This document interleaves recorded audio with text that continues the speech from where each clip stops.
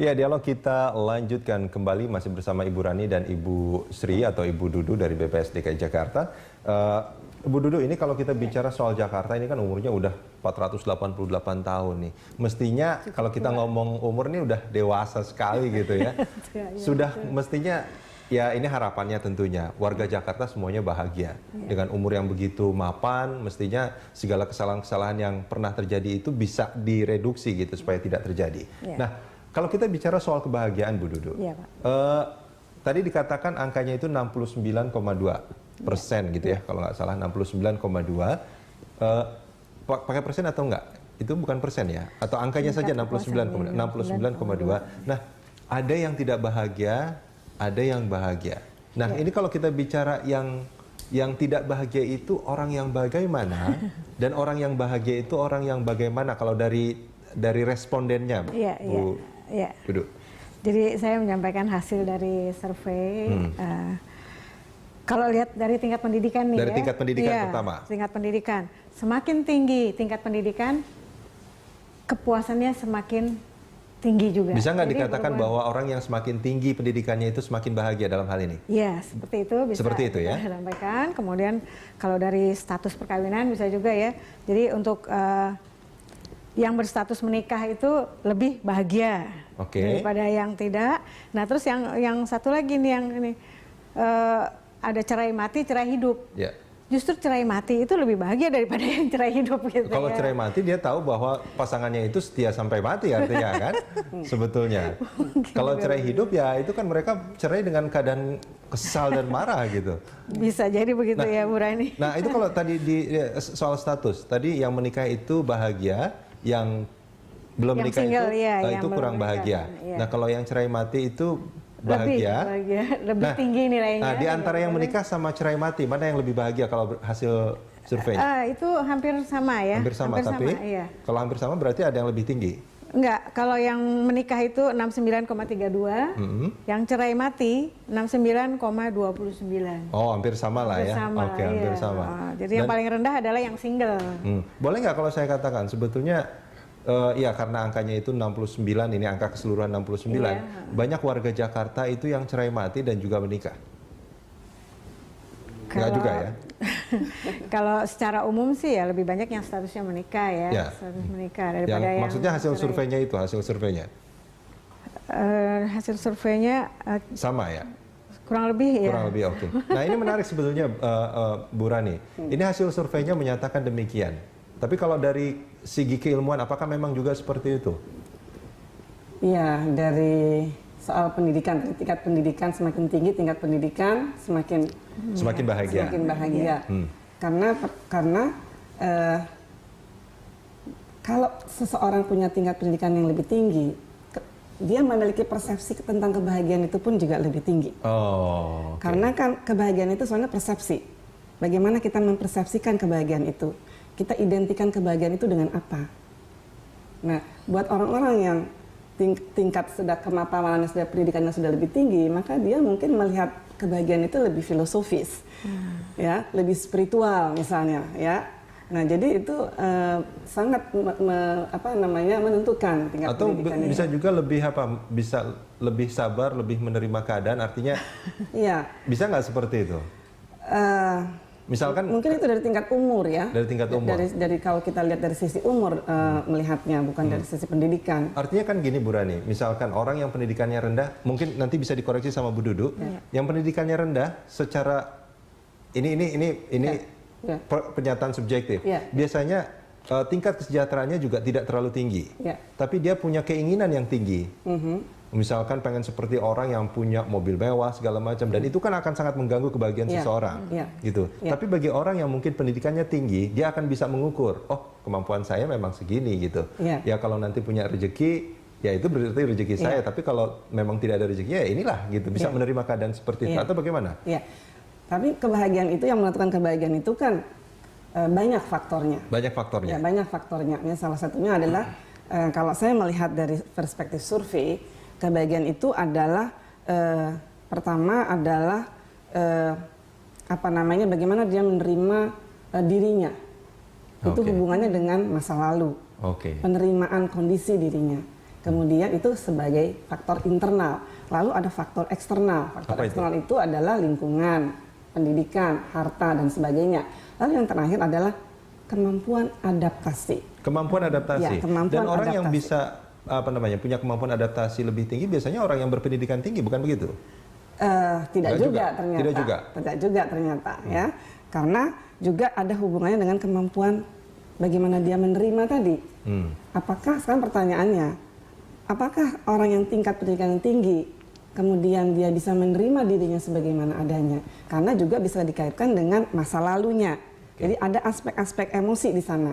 Kalau misalnya dia pendidikannya tinggi, tetapi dia masih belum bisa menerima dirinya, dikaitkan dengan peristiwa-peristiwa di masa lalu, misalnya dia ada traumatis, ada peristiwa traumatis ya, kekecewaan terhadap keluarga misalnya, apa saja yang hubungannya dengan itu, dengan menimbulkan emosi negatif, maka mungkin juga itu tingkat kebahagiaannya juga mungkin perlu dipertanyakan. Perlu dipertanyakan. Mungkin dia tersenyum, mungkin dia ketawa, tapi hatinya terluka. Exactly. Karena kebahagiaan itu kan sifatnya abstrak ya, abstrak sekali gitu. Emang karena itu sulit diukurnya. Oke. Nah kalau kita melihat warga Jakarta sendiri, Bu Rani, ini kalau hasil penilaian kan sebetulnya cukup bahagia. Tapi kalau kita ngelihat misalkan dari media sosial lah, ini warga Jakarta banyak nih yang ngomong di media sosial tuh. Itu dan apa yang mereka omongin itu kan sebetulnya bukan hanya dibaca oleh mereka sendiri kan, tapi banyak orang yang melihat segala macam, dan itu juga akan semacam membenarkan atau menyalahkan. Tapi kalau kita bicara soal kemacetan Jakarta,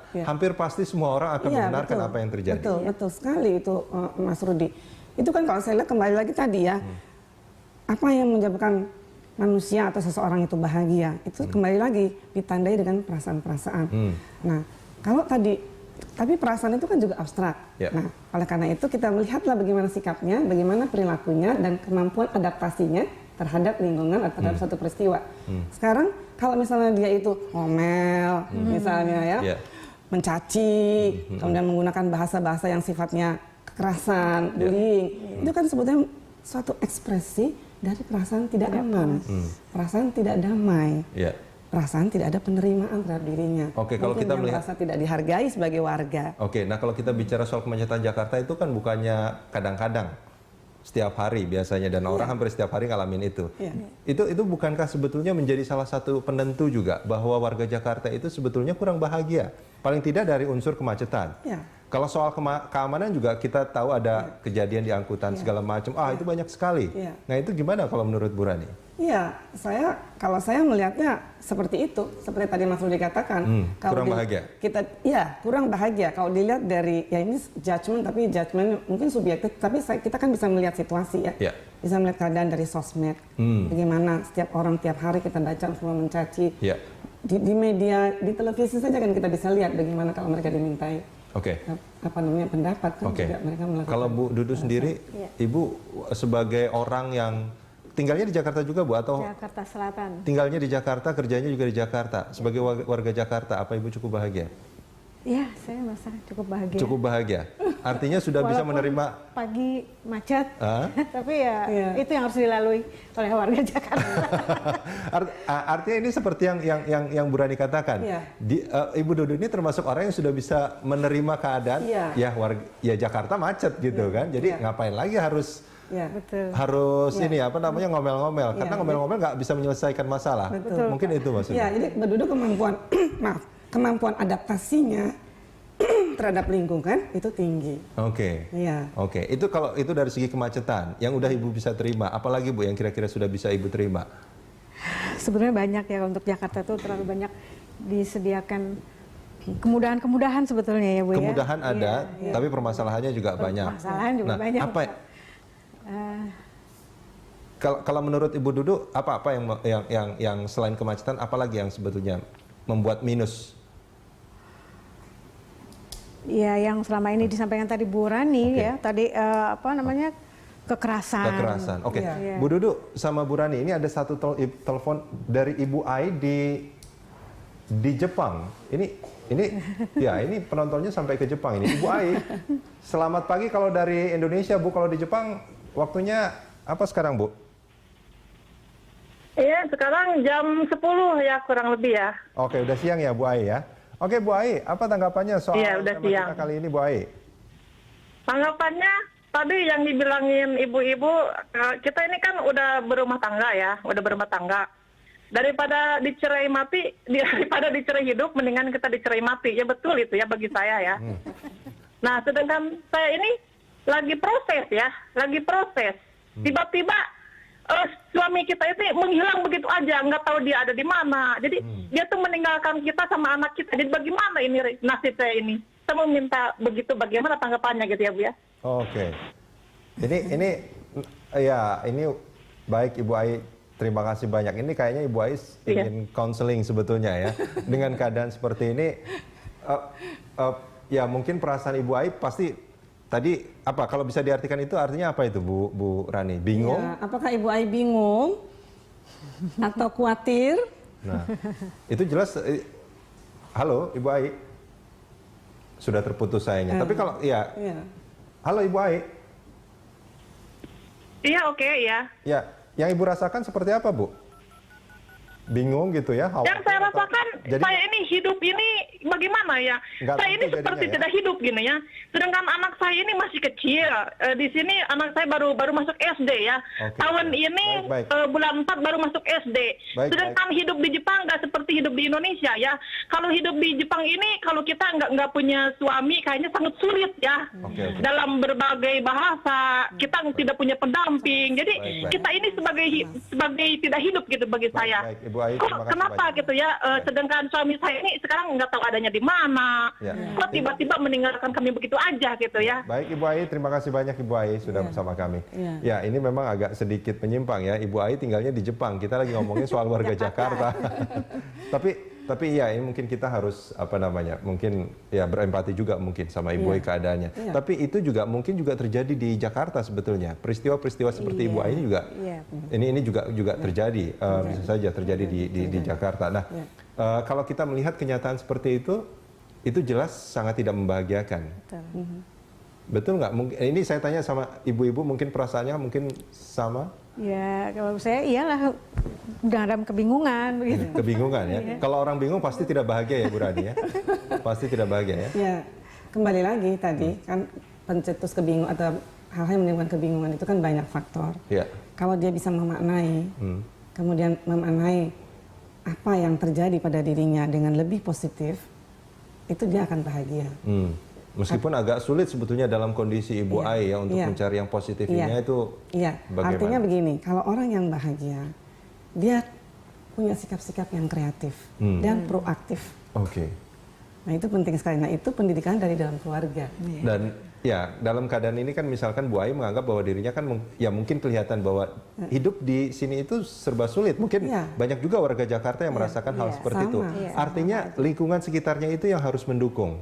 Seperti itu. Bu Rani dan Bu Dudu, kita jeda sebentar, kita akan sambung ini di segmen berikutnya. Terima kasih.